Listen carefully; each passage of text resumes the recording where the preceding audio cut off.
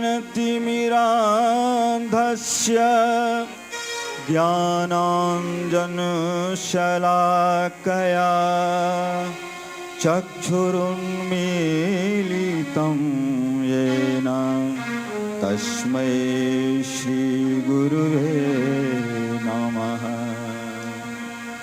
यथा सूर्यस्य कान्तिस्तु श्रीरामे विद्यते ह्या सर्वशक्तिस्वरूपायै दिव्ये भगवत्यै नमः। दिव्ये भगवत्यै नमः।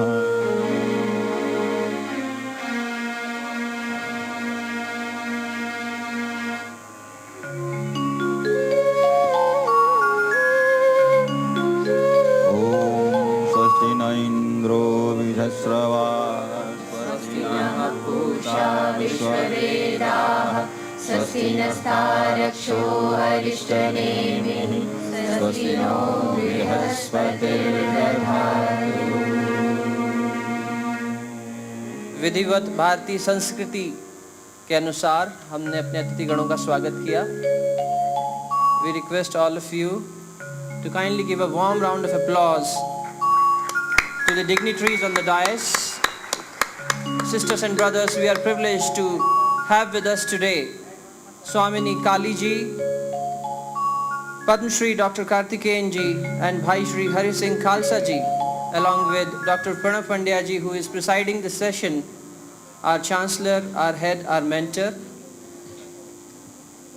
We would like to request Honorable Dr. Saab to kindly welcome our distinguished guests with the traditional Gayatri Mantra Chadar and flowers as a warm welcome, as a warm greeting. May we request our volunteers to kindly assist and request Shraddhe Dr. Sahab to welcome Swamini Kali ji in the traditional Gayatri Pariwar manner by presenting to her the pious Gayatri Mantra Chadar. Bhai Shri Hari Singh Khalsa ji is with us today. We welcome you, sir. We are privileged that you are here with us today and will share the insights. And Padma Shri Dr. Kartikeyan ji, a very famous personality in the Indian subcontinent. Thank you, Dr. Saab. Friends, as in these pious days of Navratri, moon is progressing towards its fullness. So is the energy of this congregation escalating with each passing day. This is the divine blessing of Param Pujya Gurudev and Vandaniya Mataji, our patron founders, that many special dignitaries are setting the mood and tone of the festival. And as the city of Haridwar is sanctified by the holy river Ganga, similarly, we are being continuously cleansed and purified with the divine flow of knowledge. Let us request our music team under the guidance of Dr. Shiv Narayan ji to recite the Vandana. The wordings are Teri karu mein Vandana, Teri karu Aradhana.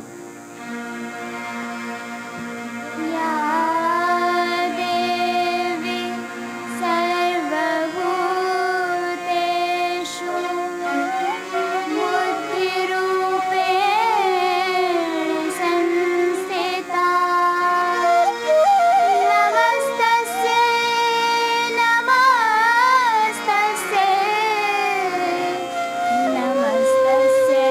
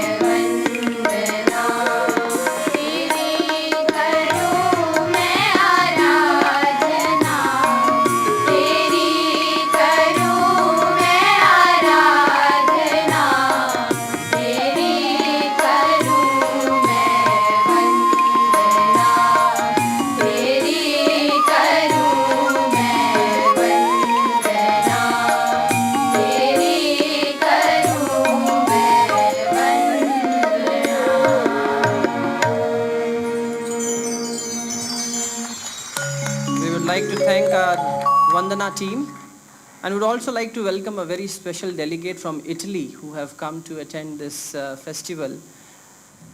Benvenuti.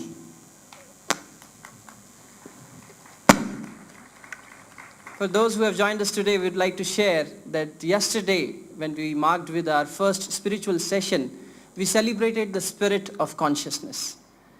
Swami Sachidanandji, Swami Suryanandji, and Professor Marcus Mike shared with us various facets of consciousness and helped us through their own learnings how we can evolve into better spiritual beings. And what to mention about the afternoon scientific sessions as well, under the guidance of Swamini Kaliji and Dr. Rivera, gave us nice insights on the scientific and spiritual dimensions. The evening, the cultural evening, Dsvvians deserve a big round of applause for creating a nice, mesmerizing environment yesterday. Wonderful performance, Dsvvians. We are proud of you. And I think the divine presence of Shraddha Shailji, our beloved mother, was justified by your performances yesterday. Dear sisters and brothers, allow me to take privilege to introduce our first speaker of the day. With over 40 years of practice and 30 years of teaching experience, Bhai Hari Singh Khalsa ji is worldwide recognized as a knowledgeable and skilled expert on yoga, meditation and tantra. He is the founder of Communita Yoga Dharma jointly with BB Guru Inder Kaurji and also known as Bali Yogi. Since 2002, he is the representative of Indian Sikh community living in Italy. He is also one of the official members of Religions Council and has been completely devoting himself to the teaching of yoga and meditation. Ladies and gentlemen, let us put our hands together to welcome Bhai Hari Singh Khalsa ji. Along with Bhai Hari Singh Khalsa ji, we also would like to welcome Bhai Shri Sasiri Dattar ji, who will be translating the Italian into English.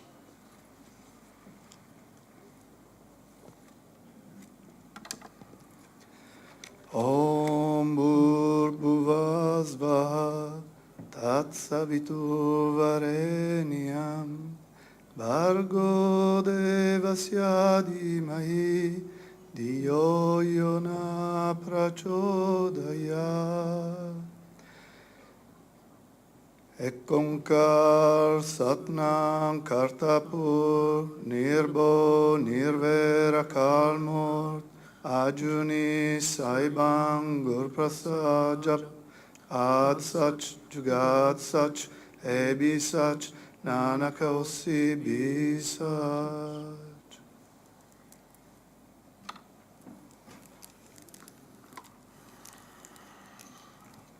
Care sorelle e cari fratelli, permettetemi innanzitutto di ringraziare per la cortese ospitalità, nonché per il grande contributo alla diffusione dei veri insegnamenti dello yoga, della spiritualità e della cultura dell'India in generale, l'organizzazione Gayatri Pariwar, il dottor Pranav Pandya e il dottor Chinmay Pandya e Gayatri Devi e mi bless you. Dear sisters and brothers, first of all, let me thank this kind hospitality and the great contribution to the spread of the real yoga teachings and of India's spirituality and culture. And furthermore, the organization, Gayatri Pariwar, Dr. Pranav Pandya ji, Dr. Chinmay Pandya ji, and Gayatri Devi, e mi bless you.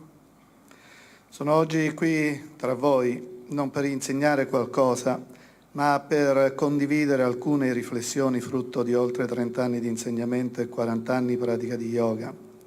Uno dei motivi principali che mi hanno spinto a dedicare la mia vita alla diffusione dello yoga è la consapevolezza che attraverso la pratica onesta e sincera si possa arrivare ad elevare il livello di coscienza dell'umanità, garantendo un futuro di pace, armonia e solidarietà. I am here with you today not to teach something, but to share some of my reflection as the result of 30 years of teaching and 40 years of yoga practice. One of the most important reasons that induced me to dedicate my life to spread yoga is the consciousness that through a honest practice, one can raise the human level of conscience to grant a future of peace, harmony and solidarity. In Yoga Dharma noi consideriamo 3 livelli di coscienza collegati ai chakra principali.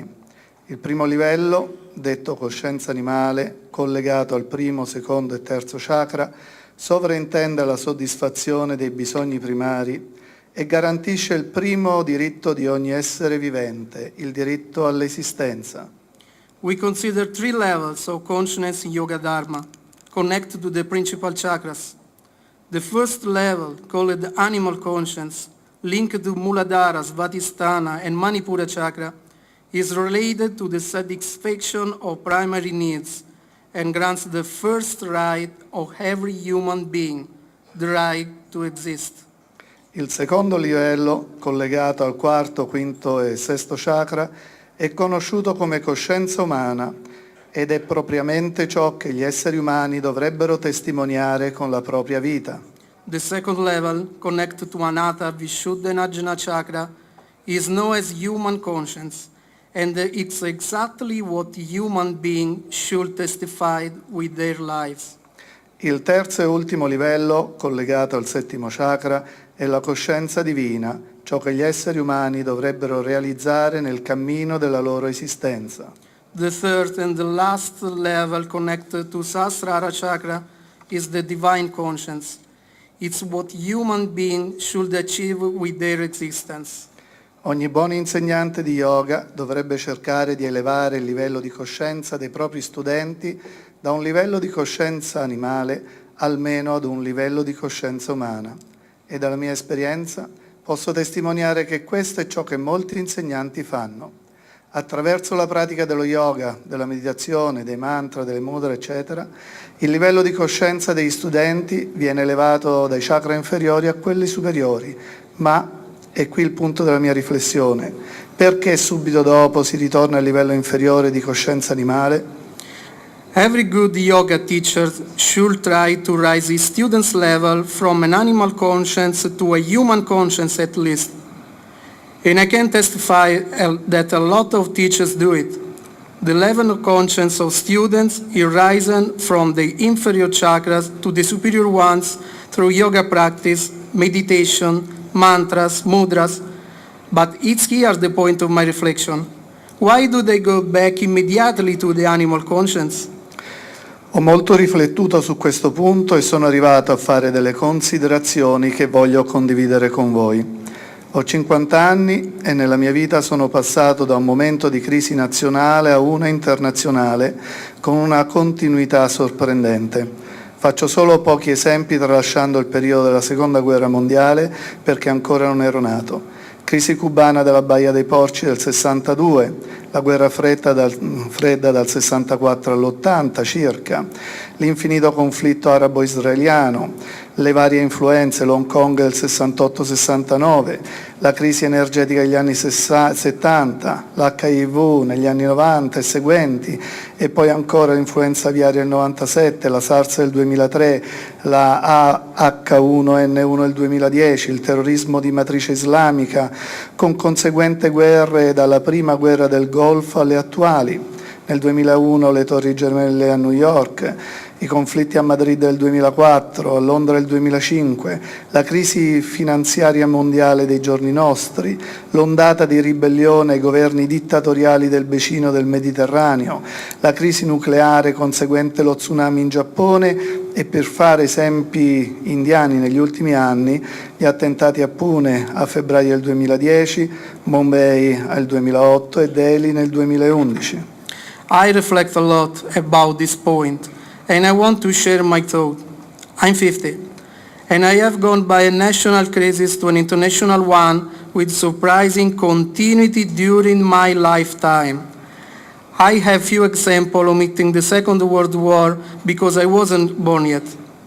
Cuban crisis of the Peaks Bay in 1962, Cold War 1964-1980, the endless war between Arab and Israelite, the Hong Kong influence in 1968-1969, the energy crisis now in 1970, the HIV from 19 on, and then the aviary influence in 1997, the SARS in 2003, the Matrix Islamic terrorism with the consequent wars from the first Gulf War to the Twin Towers of New York in 2001, Madrid in 2004, London in 2005, the world financial crisis of these days, the wave of rebellion to the dictatorial governments in the Mediterranean basin, the nuclear crisis due to the tsunami in Japan, and just some Indian example in these last few years. The terrorist outrage in February 2010, Mumbai in 2008, and Delhi in September 2011. Detto ciò, e questi sono solo alcuni esempi, come posso aspettarmi che il livello di coscienza passi dal livello animale, contraddistinto dalla soddisfazione dei bisogni primari indispensabili per la sopravvivenza, come per esempio mangiare, bere, dormire, avere sicurezza, al livello umano, contraddistinto da armonia, solidarietà, altruismo, partecipazione, generosità, bontà, eccetera, quando per tutta la vita la nostra energia è stata in uno stato di allerta? How can I expect that the level of conscience goes from the animal one underlined by the primary needs towards the survival, such as eat, drink, sleep, and safety, to a human level underlined by harmony, altruism, generosity, solidarity, participation, goodness with those events, when our energy is continuously in alert all the lifetimes? In ogni periodo di crisi, quando vengono minacciati i nostri bisogni primari, la nostra energia scende al livello dei chakra inferiori per poter garantire il primo diritto di ogni essere vivente, il diritto all'esistenza. Se abbiamo passato gran parte della nostra vita in uno stato di crisi nazionale o internazionale, la nostra energia è stata per gran parte del tempo a livello di coscienza animale. When our primary needs are threatened in a crisis period, our energy goes to the inferior chakras level to grant the first right of every living being, the right to exist. If we live a long period of our life in a state of national or international crisis, our energy is established in an animal conscious level. Chiaramente, essendo noi uomini, questa non è la nostra sede naturale del nostro stato di coscienza, ma si sa, se una persona passa gran parte del suo tempo in una nazione, piano piano ne assume le tradizioni e la sente come casa sua. Lo stesso dicasi per la nostra energia. We are human, and our natural conscious state is not an animal level. We know that if someone lives in a nation, he slowly will assume its traditions and will recognize that nation as home. Our energy will do the same. Attraverso la pratica dello yoga e della meditazione noi eleviamo la nostra energia a livello di coscienza umana, ma passato un po' di tempo essa ritorna in quella che ormai sente come la sua dimora naturale, ridiscendendo allo stato di coscienza animale. Ora, se tutto questo fosse solo causato da particolari momenti storici, si potrebbe pensare che forse con il tempo la situazione possa migliorare e si possa arrivare ad assistere a un momento in cui l'energia ritroverà la sua casa naturale a livello di coscienza umana. We raise our energy to a human conscience level, practicing yoga and meditation. But after some time, the energy goes back to that she feels as her natural residence, going down again to the animal conscious state.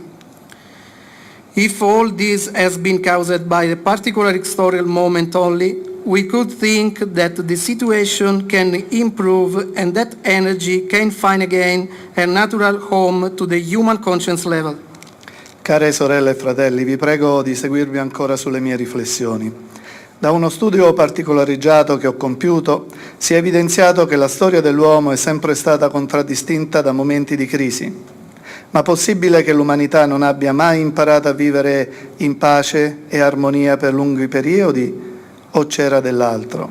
Mi sono chiesto allora a chi giovasse tenere sotto il peso della paura l'umanità e la risposta è stata sempre una e una sola: conveniva a chi deteneva il potere. Dear sisters and brothers, I pray you to follow me again to my reflections. I studied a very detailed way that human history had always crisis moments.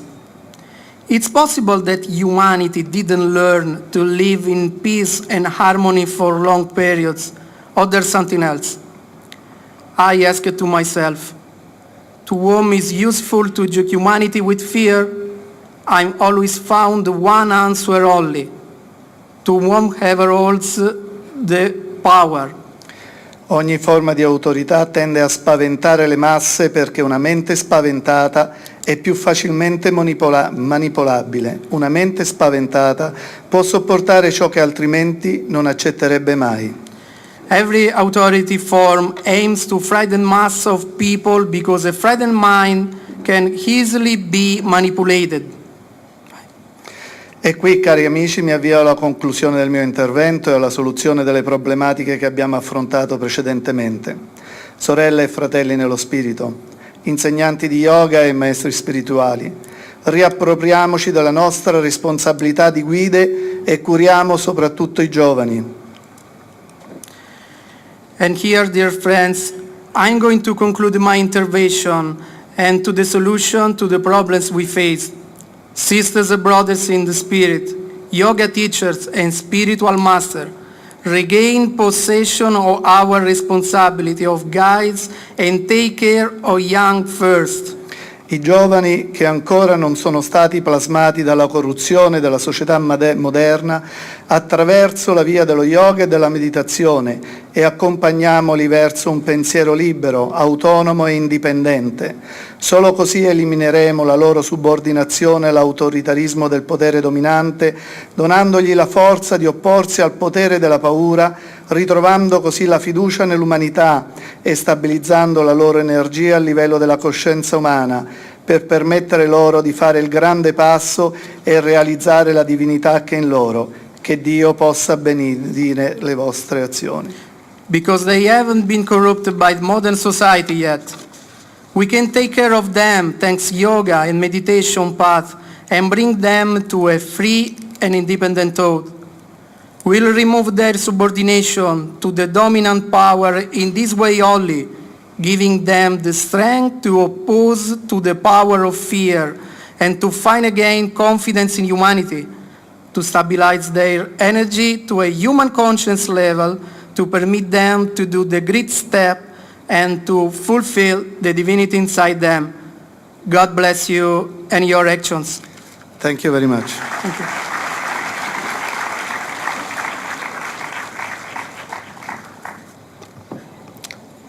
Grazie signore Bhai Shri Hari Singh Khalsa ji. Grazie Sasiri Datar ji. We would like to thank Bhai Hari Singh Khalsa ji, and I would now like to request our own, very own Gayatri Pariwar from Italy, Vishal Mishra भैया जी, कि वो आएँ और Italy में परम पूज्य गुरुदेव वंदे माता जी का काम जैसे आगे बढ़ा रहे हैं, वो आके जो आपने हमें अभी बताया डिवाइन ब्लेसिंग दी, हम सब के बेनिफिट के लिए उसे हिंदी में भी हमारे गायत्री परिवार के परिजनों के लिए, विश्वविद्यालय के बच्चों के लिए 2 मिनट में संक्षेप में इसका विवरण दें। भाई विशाल जी।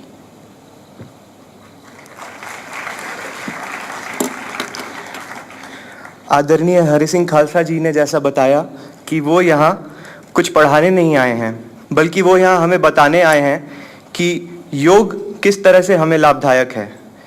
योग में 3 लेवल होते हैं उन्होंने बताया, और उस लेवल को हम अगर प्रयास करें तो उस सारे लेवल करते करते हम काफ़ी अच्छे और मनुष्य जीवन जी सकते हैं। उन्होंने अपने 50 साल के जीवन में बहुत कुछ देखा है। नेशनल और इंटरनेशनल लेवल पे उन्होंने बहुत सारी लड़ाइयाँ देखी हैं। 1962-1964 में वर्ल्ड वॉर देखा है, और इन सब दुखद कारणों के वजह से जो मनुष्य में परिवर्तन आता है उसे भी उन्होंने देखा है और परखा है कि किस तरह से मनुष्य इंसानियत से मुड़कर और हैवानियत की तरफ चले जाते हैं। इन सब चीज़ को बैलेंस और एक अनुशासन में लाने के लिए और मनुष्य जीवन जीने के लिए उन्होंने ये बताया है कि हम योगा से काफ़ी कुछ इन सब चीज़ों पे कंट्रोल कर सकते हैं, इन सब चीज़ों को अनुशासन में ला सकते हैं, और हम लोग का जो मनुष्य कॉन्शियंस यानी कि चेतना होती है उसे भी काफ़ी हद तक उठाया जा सकता है, और इसी तरह हम लोग ये कहेंगे कि योग से हम लोग अपनी चेतना और अपने मनुष्य और इंसानियत को काफ़ी उच्च बढ़ा सकते हैं और ये काम हमें योग से करना चाहिए। धन्यवाद। Grazie, Bhai Vishal ji. Moving on the program to the next level, sisters and brothers, we are privileged today to have a very famous personality, not only in the Indian subcontinent, but in the whole world, Padma Shri, Dr. Karthikeyan ji with us. Dr. D.R. Karthikeyan ji, all of us know very well that he was the former director of Central Bureau of Investigation, a body which is equivalent to the FBI of the United States. And he is well-acclaimed personality for his triumph over truth. When our former Prime Minister Rajiv Gandhi ji was assassinated, there was a very special task force, an investigation team which was made by the government of India, and he was the head of that team.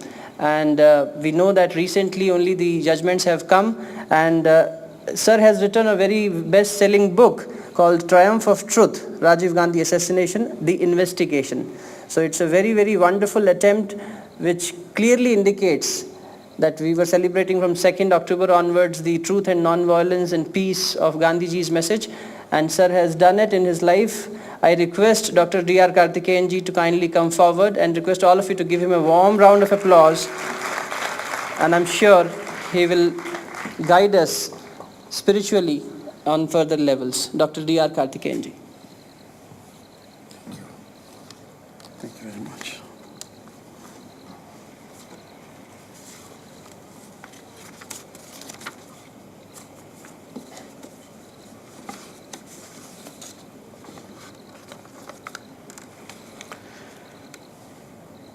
Om Hari Om Namah Shivaya. Namaskar. Good morning to all of you. His Holiness Dr. Pranav Pandya ji, respected Bhai Harisingh Khalsa ji, most respected Swamini Kallis ji, respected Dr. Shivnarayan, the peace and harmony lovers from all over the planet who are assembled here. Greetings to all of you this morning. I would like to pay my tributes, pranam, salutations. First to the great visionary founder of the all-world Gayatri Pariwar, Shantikunj, and promoter of scientific spirituality, most revered Pandit Sri Ram Sharma Acharya ji, and also His Holiness Dr. Pranav Pandya ji, head of the all-world Gayatri Pariwar and Chancellor of this unique Dev Sanskriti Vishwavidyalaya.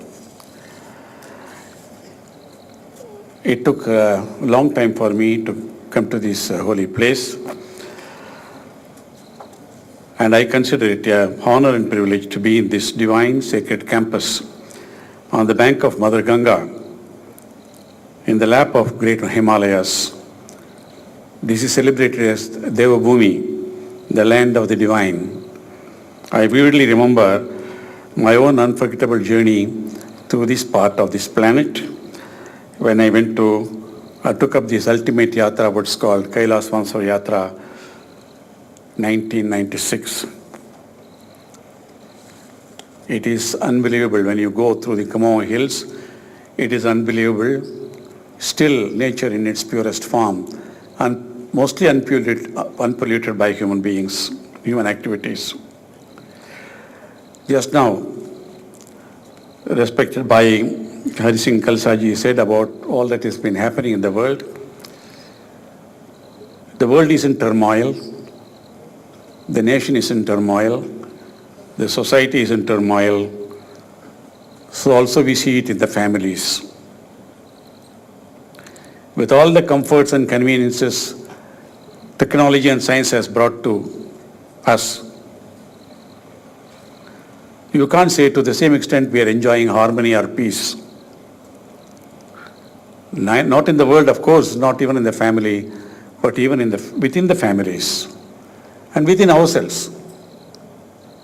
So that's why the great Master Acharya Ji thought that transformation has to take place where it has to begin. A microcosm, the individual human being, unless we bring about harmony between the body, mind and soul within the human being, there cannot be happy family life, there cannot be order in the society, there cannot be peace in the world or the nation. So I salute them for their foresight. The weapons of mass destruction, nuclear weapons, there are 30,000 nuclear weapons in the world. Even a few of them have to explode by design or accident even, the entire humanity can be wiped out. They will say, no, we are creating all these weapons of mass destruction for self-defense. That's what they said till they dropped those 2 atom bombs on Nagasaki and Hiroshima to end the World War II. Everyone says we are fighting, we are creating weapons to defend God, peace and religion on the planet. But no God, no religion says kill each other, hate each other, fight each other. If today's weapons, atomic weapons, are much more destructive than those 2 dropped on Hiroshima and Nagasaki, which killed about 200,000 people immediately, and even after 3 generations, people are born with defects. Atomic poison is too dangerous. Man who cannot create even a drop of blood in any of the laboratories or factories, blood can be created only in the God-given body. Just to show that whatever you may try to do, you are still very far from the intelligence and the power of the Creator. But we have acquired the capacity to destroy all that has been created by God. If you believe in God, if you don't believe in God, you can call it nature. If few of them had to explode, you can't say they won't do it because there is some mad man became a ruler of a nation and he thinks that is the only way of taking revenge. Launch a few atomic weapons and he will get retaliated.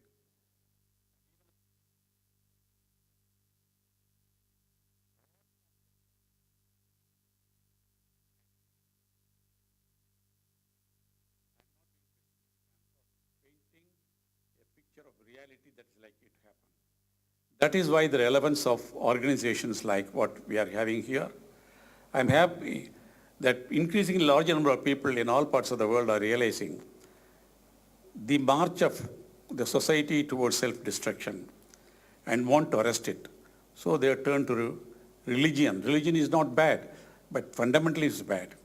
No religion, no founder of any religion said hate anybody or destroy anybody.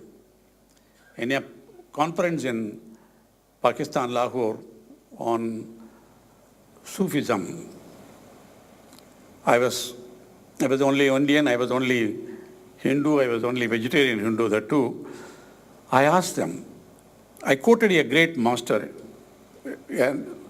who lives in England. I quoted because I thought they may mistake me. He said, if you believe in God, whatever is the form, whether you call it Rama, Krishna, Allah, Jesus, Father, Holy Father, anything, you accept that God to be all-powerful and all-merciful.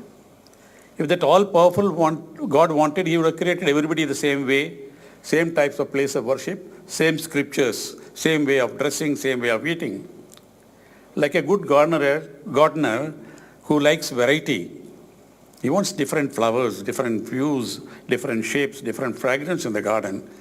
God allowed humanity to evolve in different parts of the planet, in different times, according to the need, with their own methods of living and attaining the divinity inherent in the human being. So if you say that I want to make everybody else to be like what I am, my religion, that means you have no faith in your own God. You don't accept your God to be all-powerful. You want to improve upon your God's creation. That means you are an irreligious person. At the same time, God is all-merciful. Everybody is created by the God, whatever may be your concept. How can you hate somebody created by the same God and either forcibly convert them or try to destroy them? that means you don't have faith in our God as all merciful. Only people who are truly religious, belonging to any religion, can do nothing but love and respect each other way of living and respecting their way of life. There's a beautiful, I went through only last night, the souvenir and then the literature created here by Dr. Saheb, so beautifully done. There is nothing more you can quoting from him, which I will not do because the time is limited. It's so beautifully written, everything. It said, restraining the agile mind and cultivation of virtual tendencies is emphasized in Indian culture. An insight into Indian cultural practices and lifestyle will provide solutions to the problem of modern era. We have seen last night. Believe me, sir, with no exaggeration, you know I am associated with many spiritual organizations. I am fortunate enough to have enjoyed the goodwill and blessing and affection of many masters, not only of Hinduism but other religions also. I had been to Kailas Manasarovar twice. I had been to Jerusalem thrice, actually, because I respect all places, all sacred places. They are called places of energy, I consider them. And I tell you, what I have seen last evening here is amazing. Amazing, I can't believe. Yes, certain individual items are staged by some groups of students, but in a university campus which is so far away from any of the cities and just 10 years old, with less than 1,000 students and living on the campus, every item is a masterpiece. Every item is a masterpiece. And I am sure, whether it is yoga or culture, authentic representation of the true yoga, religion, culture, and the spirituality we have seen. It is an education by itself. In the last 2.5 hours or 3 hours of speaking there, we were all sitting spellbound. I sent a message to my daughter, who himself is on a spiritual path. He said, what I have seen here is amazing. I really regret for not having come to this campus much earlier. And every one of them, there must have been at least, on an approximate count, there must have been at least 300, pardon? 300 participants, Dr. Saab says. Every one of them I was observing, totally involved, totally dedicated. Nobody believes, I am only in the crowd, I can take it easy. No. Each one of them thought they are living the role. Perfect. This is ultimate in spirituality. What is spirituality in action in life is that.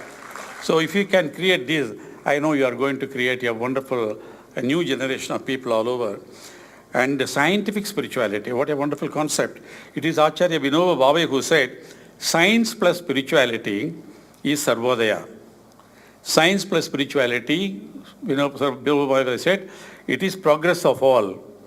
He also said, science minus spirituality is Sarvanash. That is, science without spirituality results in destruction of all. So the science, the nuclear science, yes, I don't blame the scientists. It is neutral. Science is neutral, but it is the mind of the man who uses it.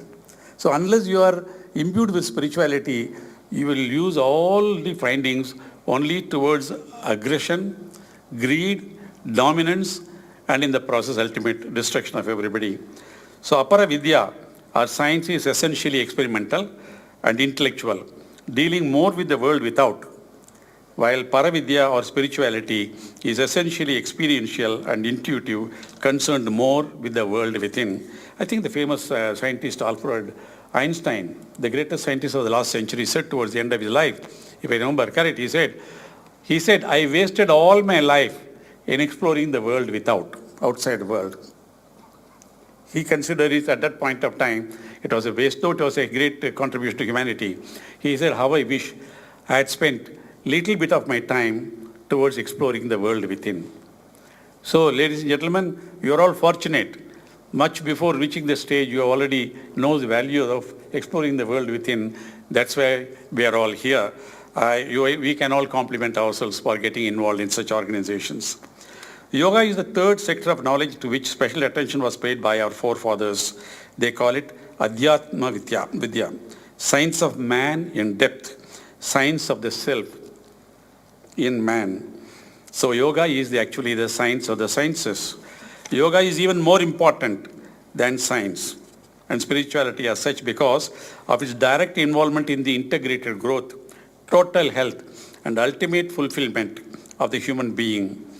Mother at Sri Aurobindo Ashram, Pondicherry said, I quote, "Do not divide what is one."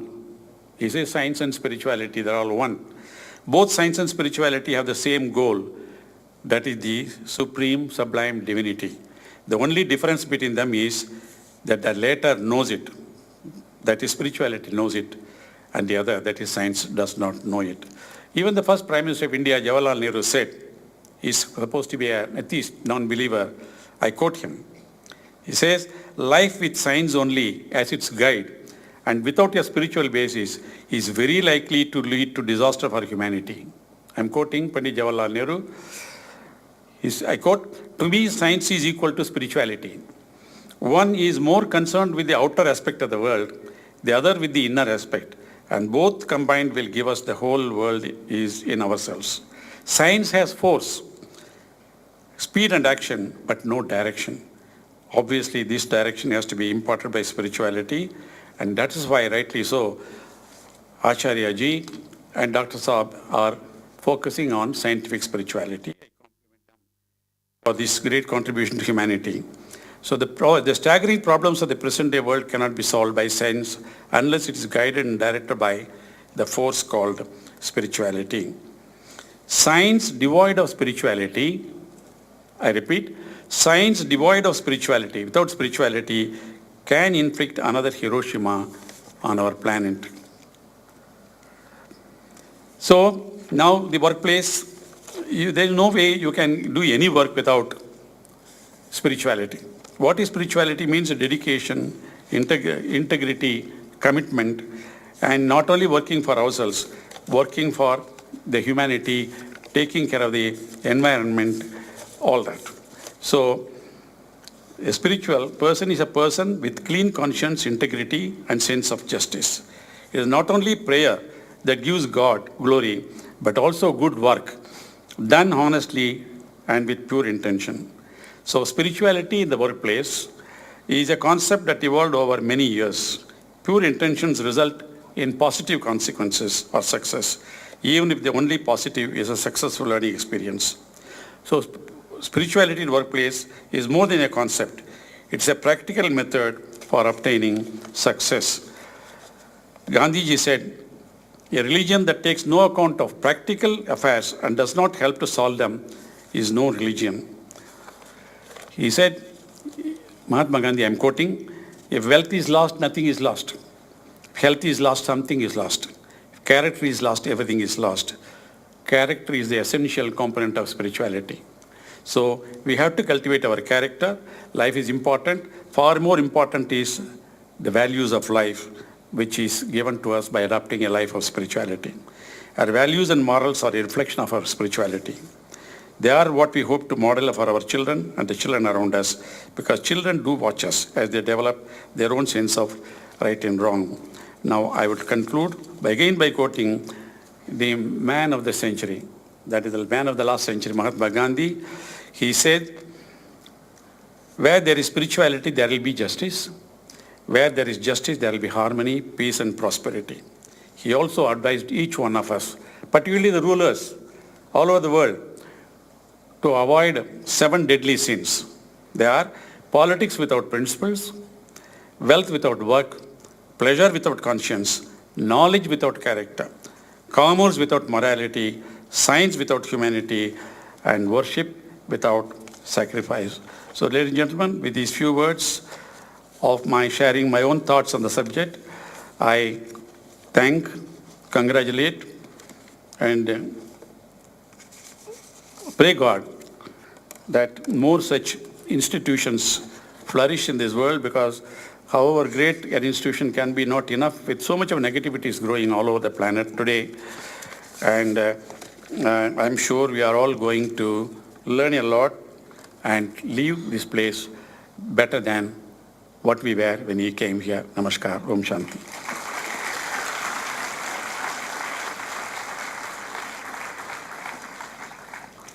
Very warm thanks to Padma Shri Dr. D.R. Karthikeyan जी. आपने बताया कि जैसे पूरी दुनिया, समाज, परिवार और व्यक्तिगत स्तर पे जो आज नेगेटिविटी हो गई है, उसके लिए परम पूज्य गुरुदेव को बहुत बहुत साधुवाद, धन्यवाद कि उन्होंने विचार क्रांति जैसा एक ऐसा शस्त्र दिया जो बड़े से बड़े न्यूक्लियर वेपन को भी परास्त करने में सक्षम है.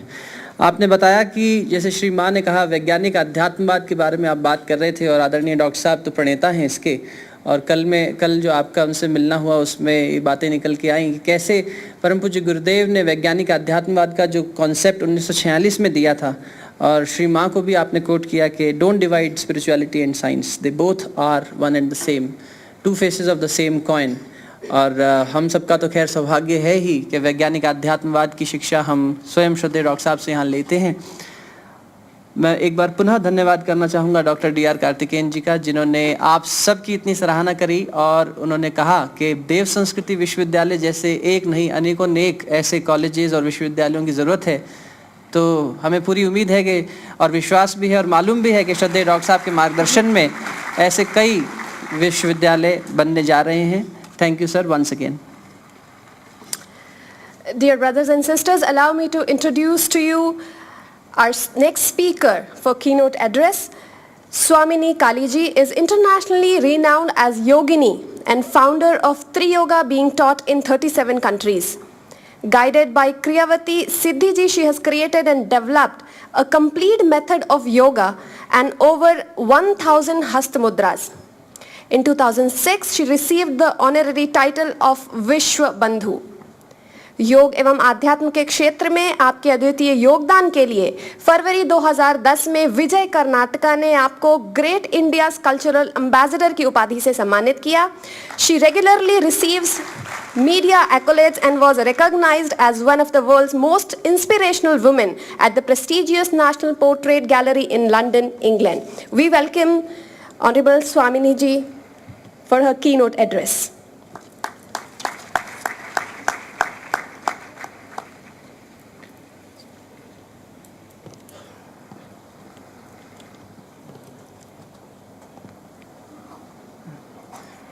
Namaste. Dhanyavad to the Gayatri Pariwar, His Holiness Panavaji, for this invitation to be here in this beautiful ashrama. I've been coming to India for nearly 30 years, and today is my good fortune to be here in your presence. My greetings to the dignitaries that I share today with. And it was a joy yesterday to meet Chinmayaji. He's been most gracious in communication with me. I would have to say that everything that Padma Shri expressed in regards to the evening program last night, I feel the same. I've seen so many cultural events, and nothing has ever compared to what I experienced last night.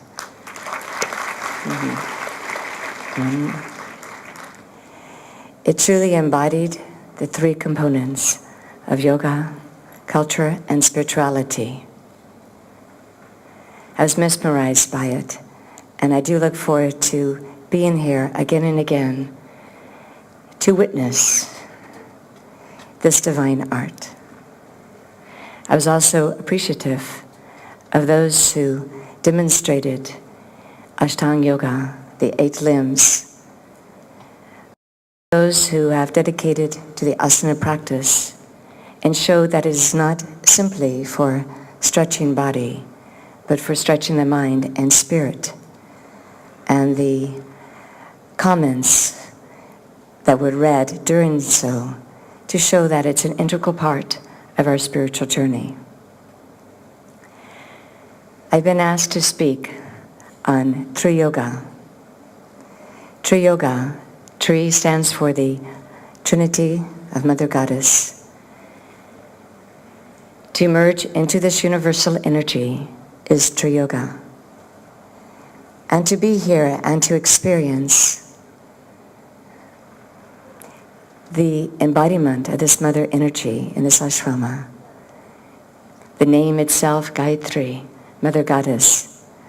I feel there's such a harmony in what I would like to share and what this ashrama embodies.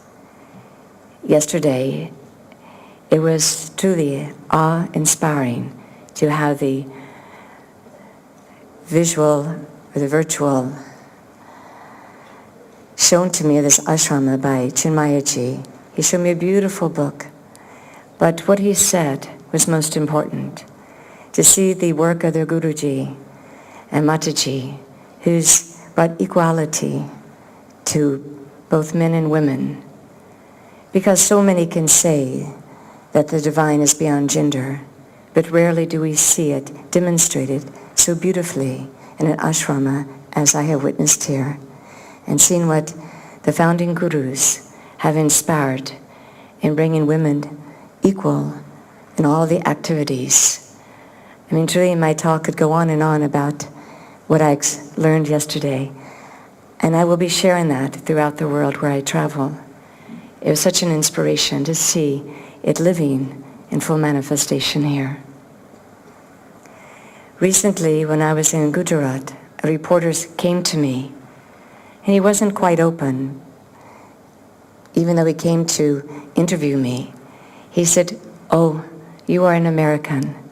What can you tell us in India about yoga?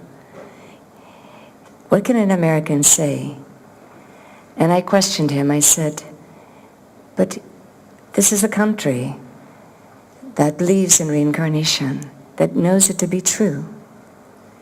So are you trying to tell me that when a yogi attains knowledge in one janma, then in the next life, if they're born elsewhere, that knowledge is lost?" I said, "So do you take a great yogi and he's born in a different country, will he not recall what he has gained in the previous jama with his samskaras?"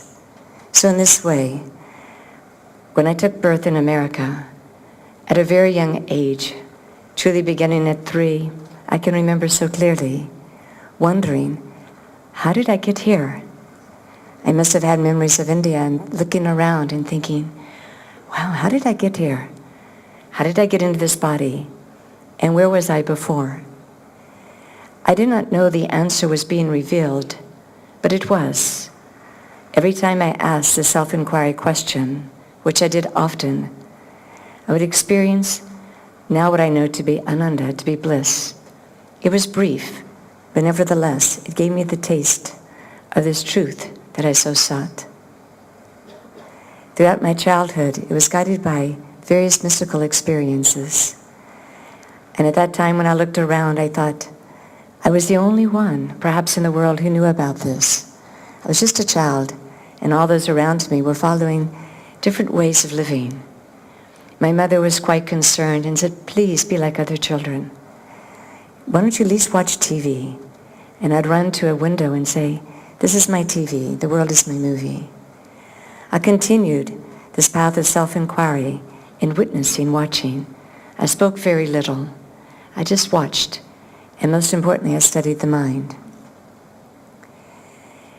Only years later did I hear of this great country of India and come to know of the nearly 1 billion people who also followed the same truth, or at least knew of it.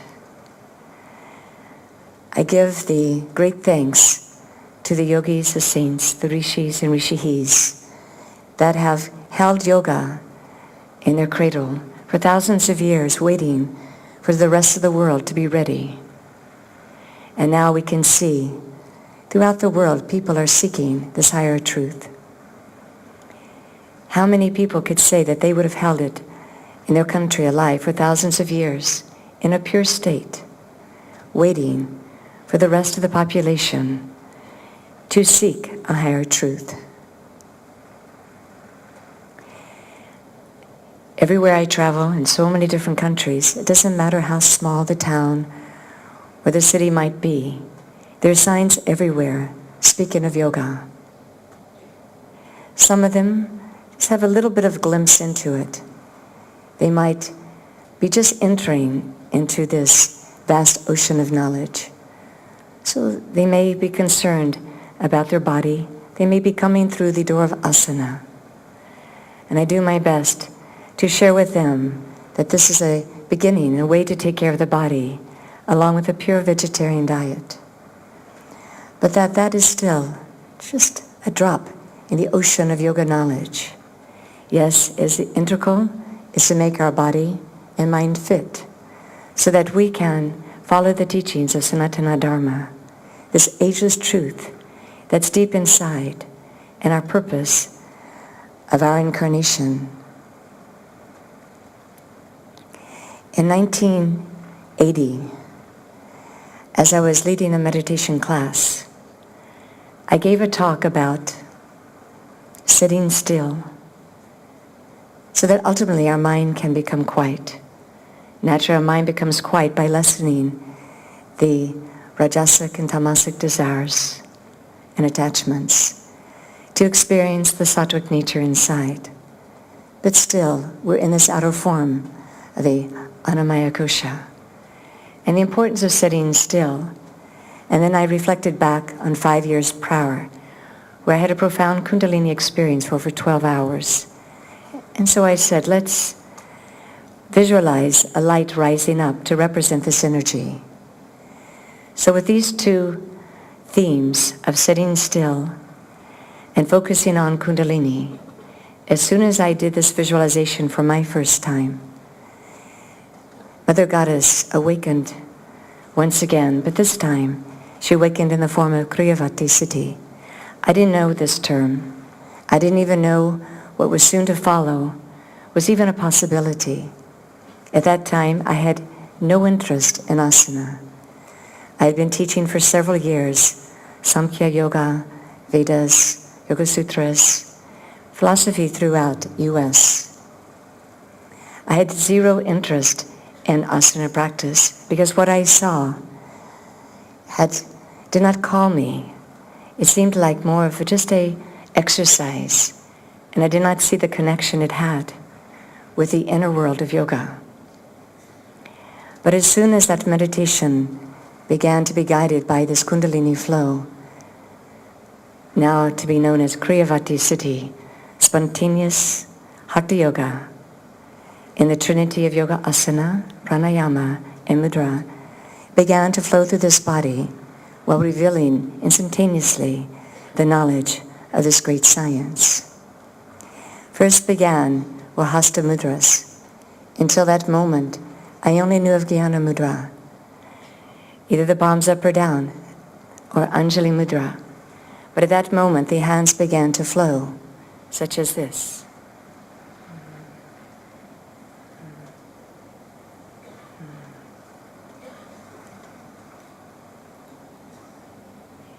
The hands flowed from one mudra to the other, always with the theme of Trikona.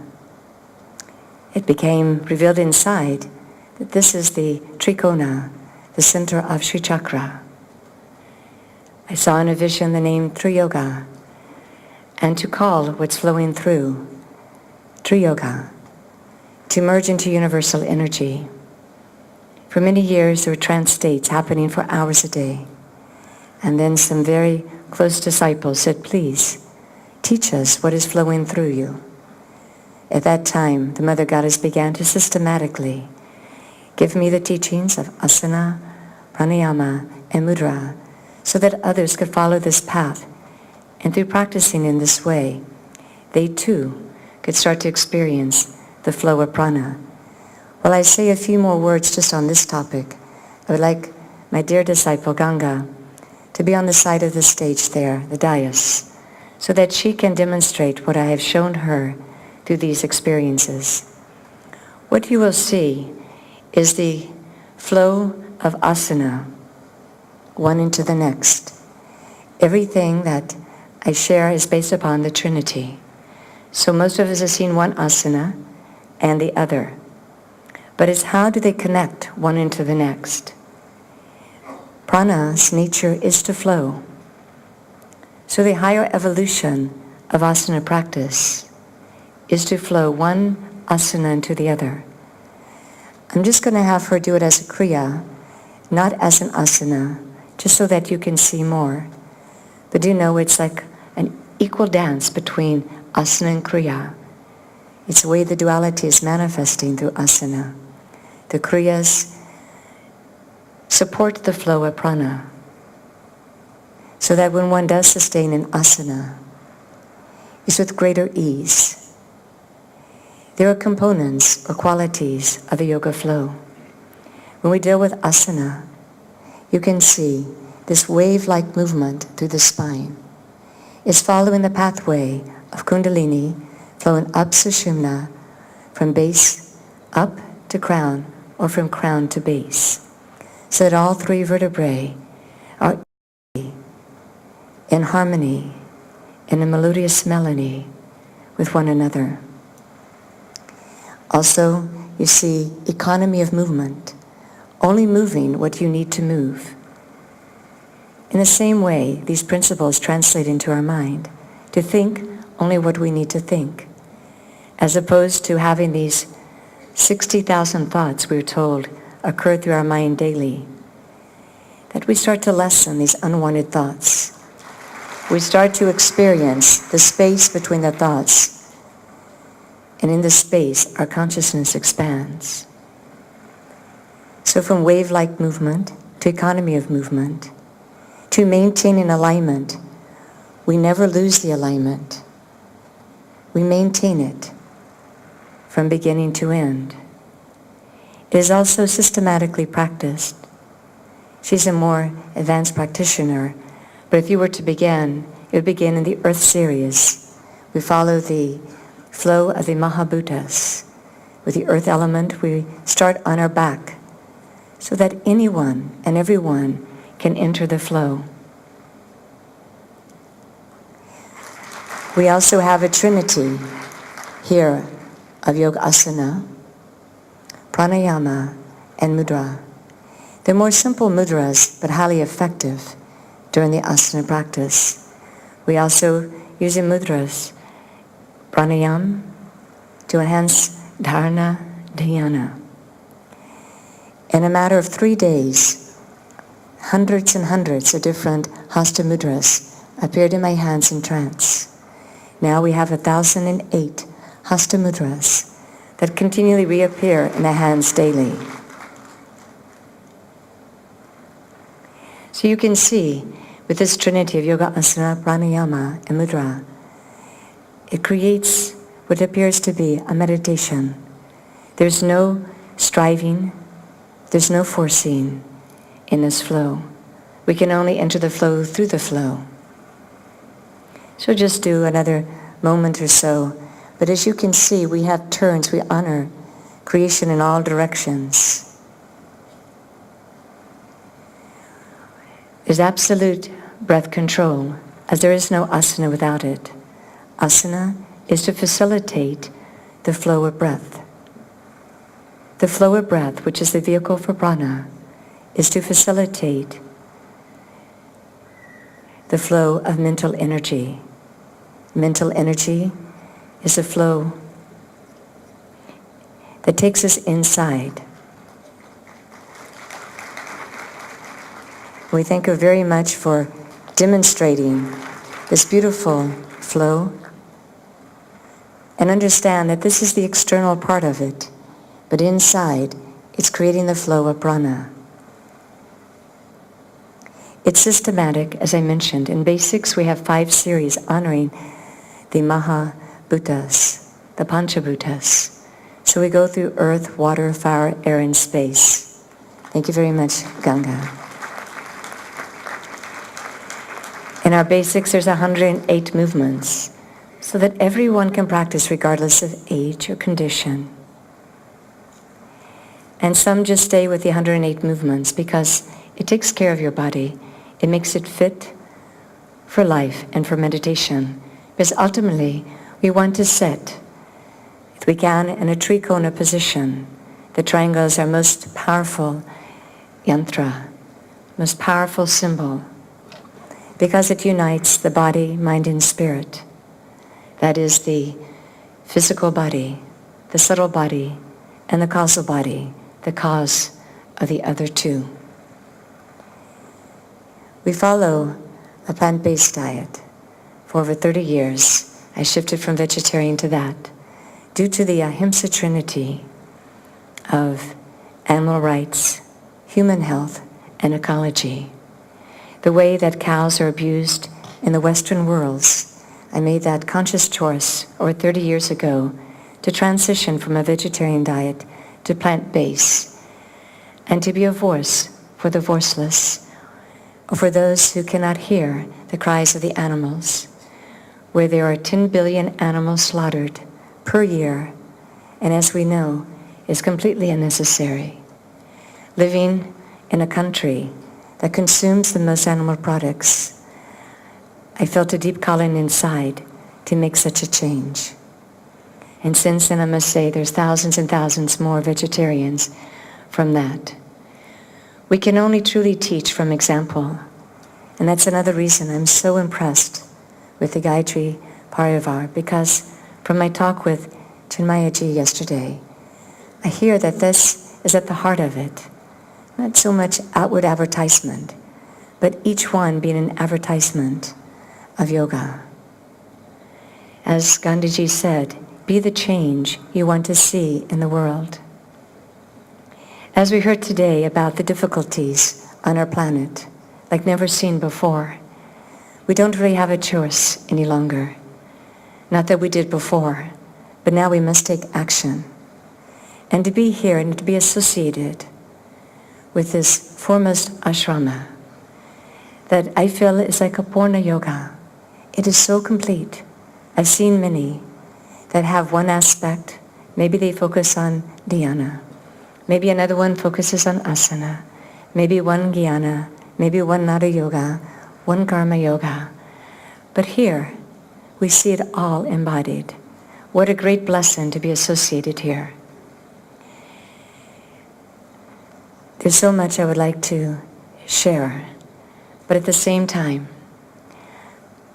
I feel that being in the presence of Guruji here, you have every opportunity to learn and to progress on your spiritual journey. I'm very happy to see the inclusiveness of everyone, regardless of their faiths or their beliefs, but that everyone is welcomed. A few more words on Tree Yoga. Tree Yoga represents, as I mentioned, awakening of prana, awakening of kundalini. We need fuel on this journey. And there's so many ways that yoga sadhana has given us to access energy. We just need to do it. So many people say to me, I don't have time. But they've not yet understood that yoga is a lifestyle. Yoga is with every breath. Yoga is our state of being. There are truly no excuses. It's time to take action and implement the greatness that yoga sadhana gives. I'm very happy to be here. And I do thank, once again, the Gayatri Pariwar for this wonderful opportunity to share in this place that offers the full practice, the Purna Yoga. May you take advantage of it, and may I come again and again. Thank you so much. Dhanyavad. Jai Guru Devi.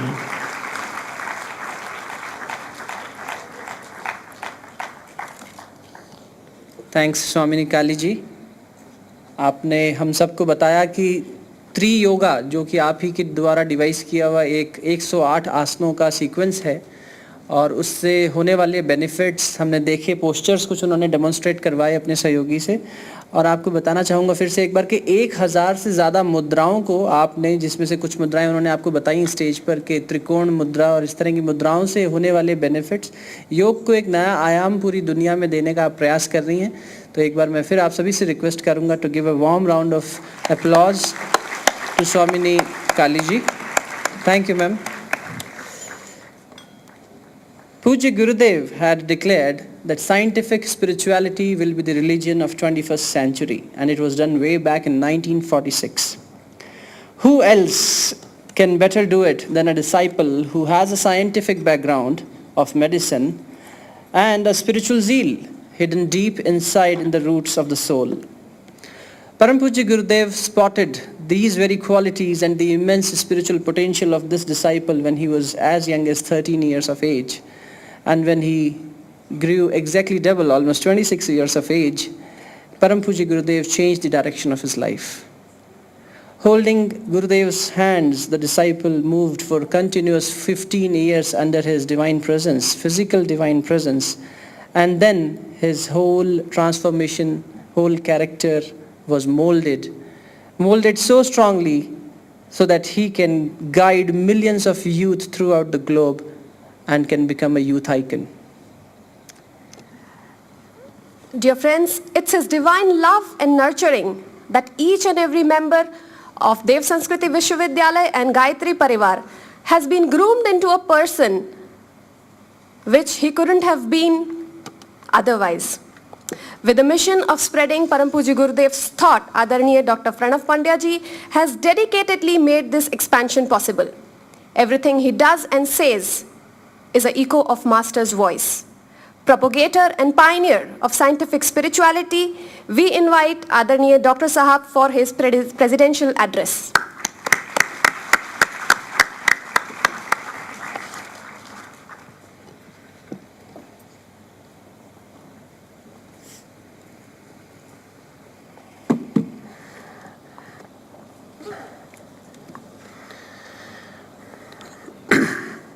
Let me just ask all of you to recite Gayatri Mantra with me. Sit erect. Straighten your back. When we straighten our back, our Kundalini becomes in one flow and the energy starts flowing from it. Gayatri Mantra is the prayer to the Sun God about the pure intellect, pure intelligence, righteousness. Om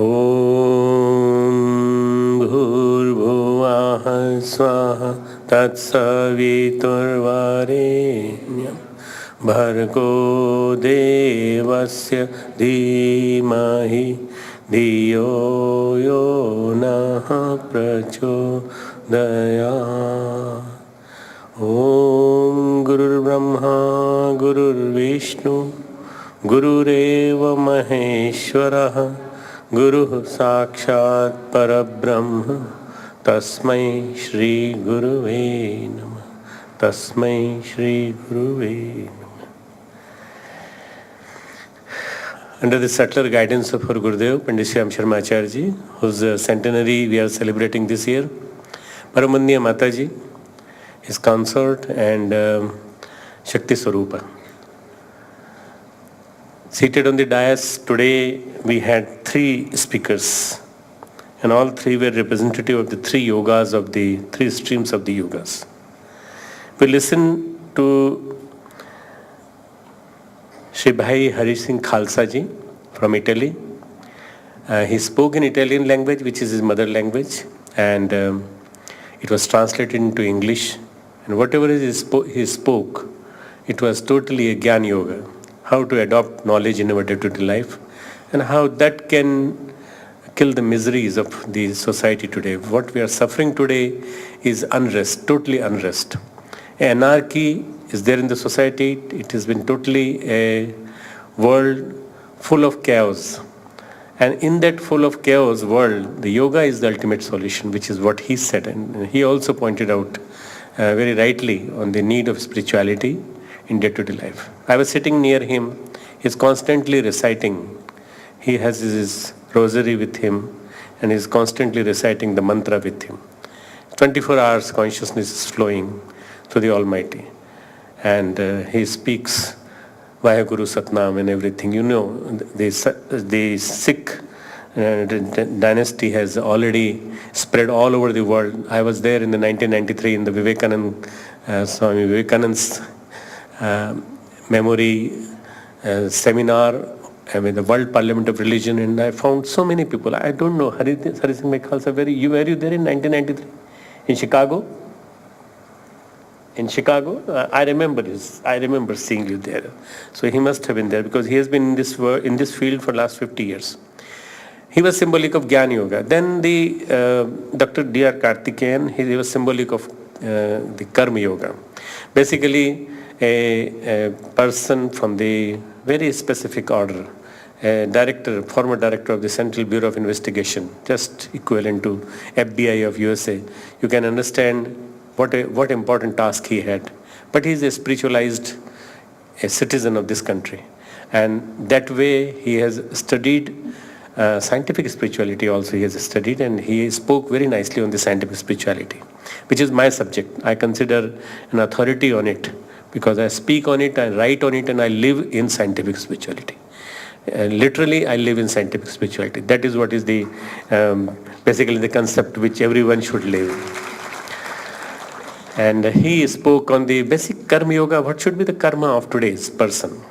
To have the so many problems we have been having in the society. And then he says spirituality at workplace is the only solution. Yes, I agree with him totally. I have met him earlier also. We had a program in Delhi by Life Positive magazine, and he was with me. He was the main founder of that foundation. I was the keynote address speaker, and I spoke on the holistic health concepts in day-to-day life.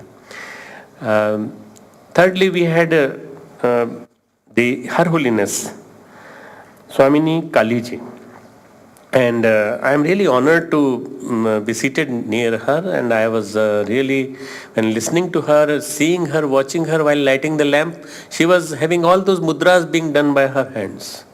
During all that process, she was practicing mudras. And she told us about the 108 mudras, and the way she conveyed to us in a very, very soft spoken voice, I hope all of you have understood it. इतनी मीठी आवाज में उन्होंने धीरे धीरे आपको अपना संदेश दिया.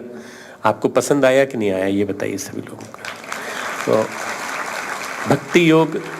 भक्ति योग की साकार मूर्ति स्वामिनी कली जी, और केवल एक रिक्वेस्ट करने पर वो अपनी चाइना की यात्रा छोड़ करके कहाँ की, जापान की यात्रा छोड़ करके यहाँ आई, और यहाँ से फिर वापस आज रात को जापान फ्लाई कर रही हैं. तो हमारे लिए केवल 2 दिन का समय उन्होंने निकाला, पर 2 दिन उन्होंने जो यहाँ एंजॉय किया है, उन्होंने अपने आप को ऐसा फील किया जैसे गुरुदेव माता जी ने उन्हें बुलाया है और वो यहीं की हैं और हमेशा यहाँ आना चाहती हैं और यहीं की हवा में सांस लेना चाहती हैं.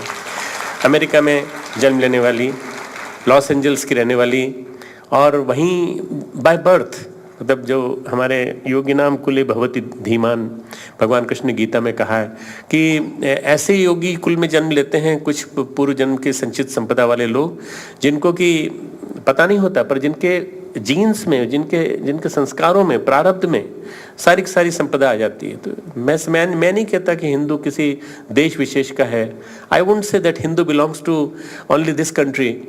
Hinduism is not the right word to say. We can call it Sanatan Dharma, or we can call it the spirituality. The Indian spirituality is not merely Indian, it is the global spirituality.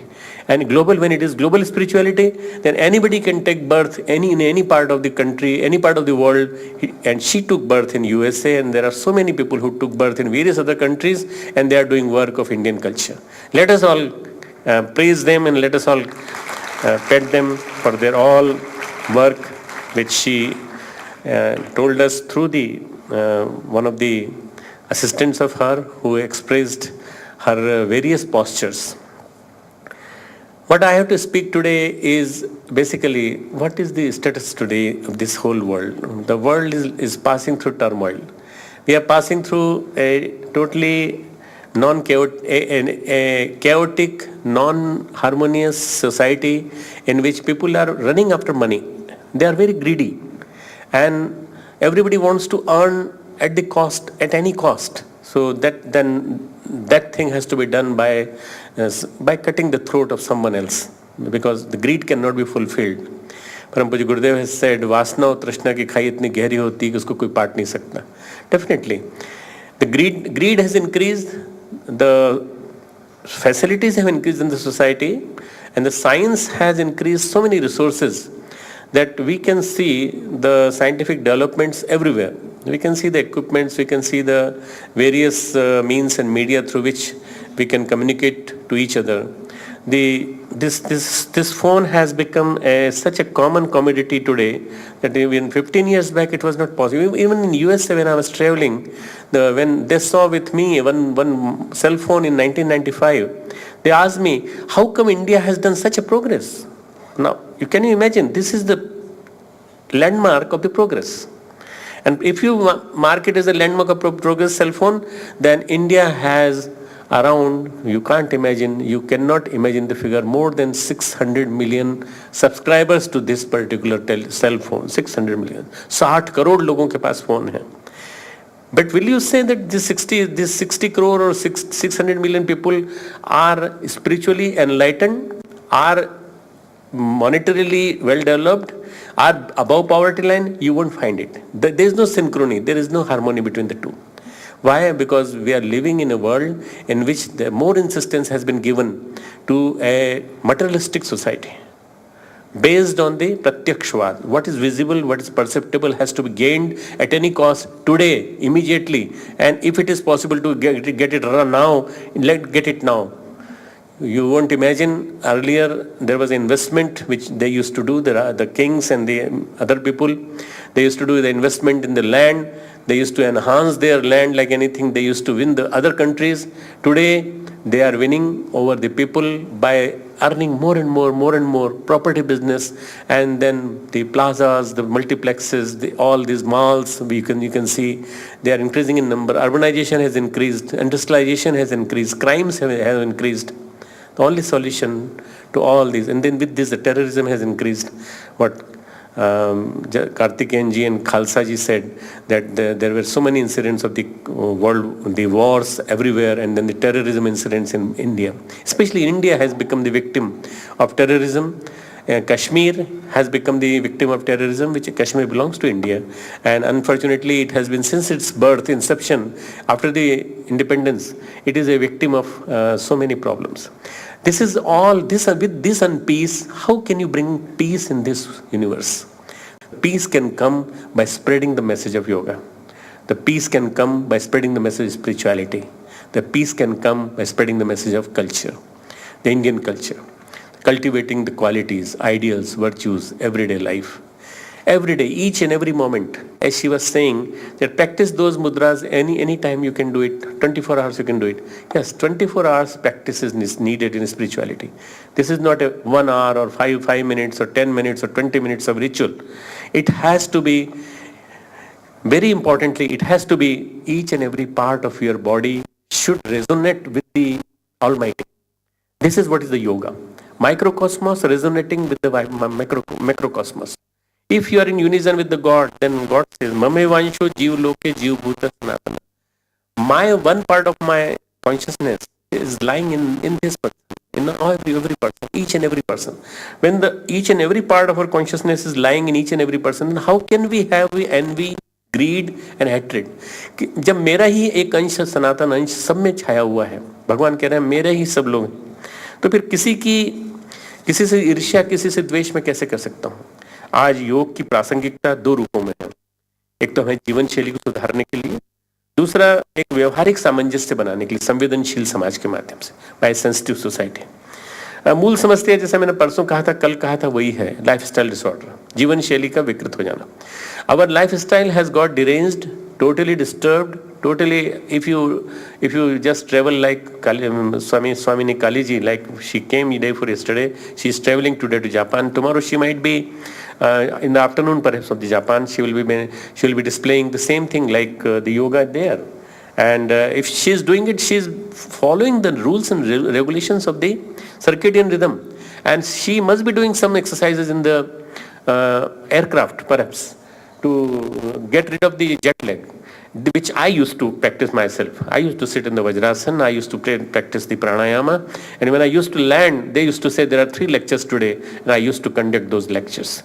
I used to attend those lectures because of the following the rules and regulations. But today people are not following. There are so many asurs in the society who are getting up at 10 o'clock in the night, and they are working throughout the night. They are not working. They are drinking, they are marrying, they are enjoying, they are dancing, they are having parties, they are going to disco, and they are coming back to the their nest at 4 a.m. in the morning, then how can you imagine that their lifestyle will be in proper channel? It will not be. It will definitely be deranged. So definitely, what is today the main problem is we are going against nature. If you have to have the yoga, you have to have harmony with nature. This is one most important thing. And this is losing immunity every day by following not following the principles. The cancer is very much dominant today in the various disorders of lifestyle today. They are not because of the cancer is not because of the tobacco or because of some pollution or something else. It is because of my weaknesses. It is because of my immunity which has gone down low. The yoga is there to enhance your immunity. Yoga can enhance your immunity, and immunity, if it is lost, then everything is lost. So don't go away from nature. Yukta har viharasya yukta chastasya karmasu yukta swapna bodhasya yoga bhavati dukkha. So first the dictionary says the improve and transform your lifestyle. And if you can improve your lifestyle, if you can change your lifestyle, you can definitely be better. Then secondly, since the emotions, the deep emotions, deep-rooted emotions have to be established in our day-to-day life. There are no wars on the borders today. The wars are in our houses. The husband is fighting with his wife. The friend is fighting with the friend. The wars are now at various levels, at my level, my inner conflict.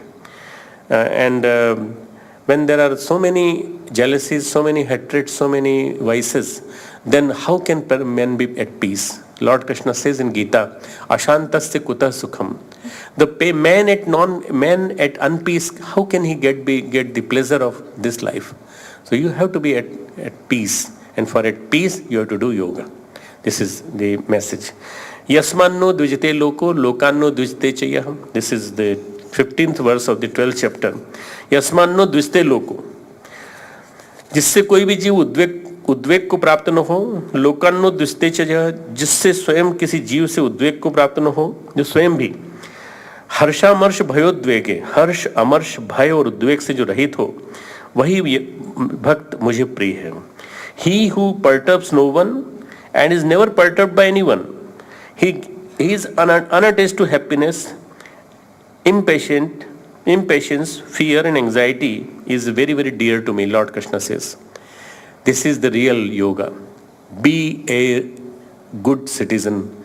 Be a good person. Try to become a person full of sanskars and qualities. If you start cultivating it, you start learning how to develop good qualities. In the end, I will like you to see one demonstration of the yoga, which I was inspired by seeing the Swami Kalini's assistant doing it. And I have got one very good volunteer work with me who was born in USA, but who is totally an Indian soul, Mitesh. I'll ask him to come and demonstrate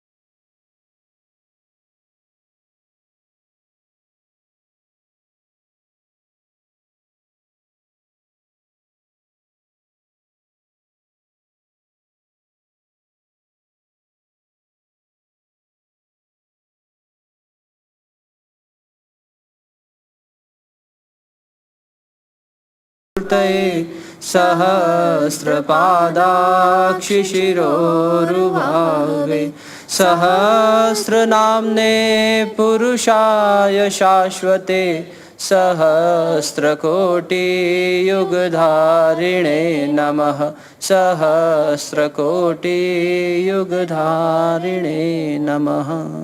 We request all the participants to kindly be seated by the time our respected delegates make a move. Once again, thanks to Honorable Chancellor Dr. Pranav Pandya ji, Vice Chancellor Dr. Sukhdev Sharma ji, Pro Vice Chancellor Dr. Chinmay Pandya ji, and all the distinguished delegates, Swamini Kali ji, Bhai Har Singh Khalsa ji, and Padma Shri Dr. D.R. Karthikeyan ji for making this possible for all of us. Some special and important announcements, especially for the group which has joined us today from Italy. There is a very nice exhibition being put up which actually depicts the life history of Param Pujya Gurudev. Our volunteers will help you in seeing that. Now is a tea break, so you can enjoy that exhibition, can also visit some of the stalls, and then the tea is served in the opposite building, Shri Ram Bhavan, the main administrative block of the university. Also, you are being assigned some groups, group A, B and C. The sequence for the day has changed. Yesterday it was a different sequence and today is a different sequence. Kindly pay attention to the sequence you belong to. Today we will have group B going to the holistic health department to get the insights on Ayurvedic holistic health system.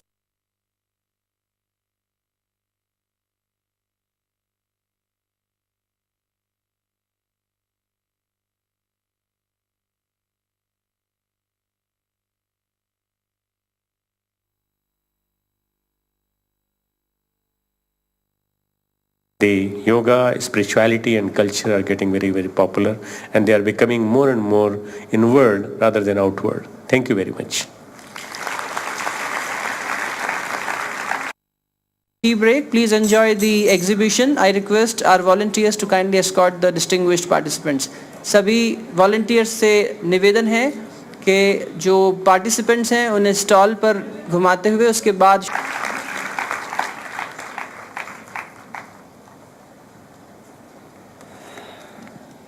Sisters and brothers and all the spiritual seekers, I think whatever we are learning, the showers, the blessings of these divine souls from the last 2 days, I think it is a matter of realization, and a warm round of applause is something which can express our thanks to such wonderful insights and words of wisdom and enlightenment.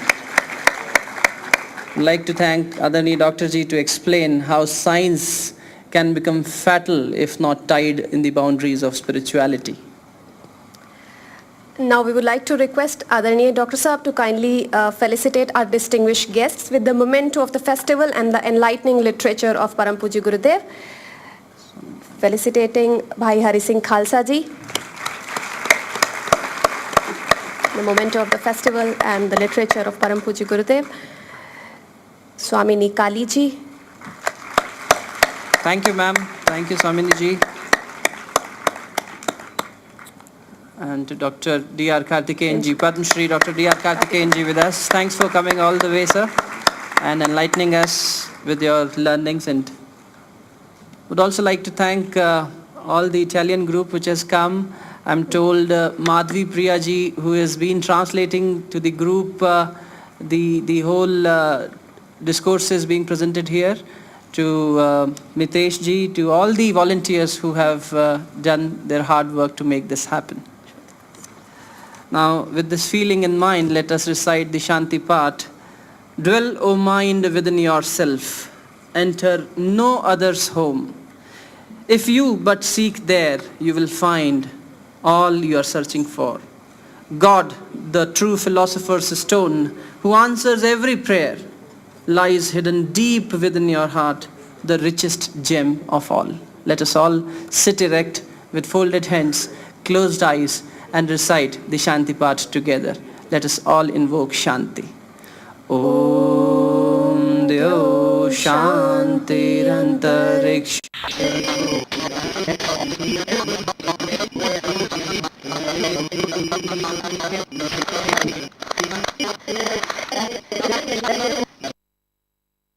not tied in the boundaries of spirituality. Now we would like to request Adarniya Dr. Saab to kindly felicitate our distinguished guests with the memento of the festival and the enlightening literature of Param Puji Gurudev. Felicitating Bhai Hari Singh Khalsa ji.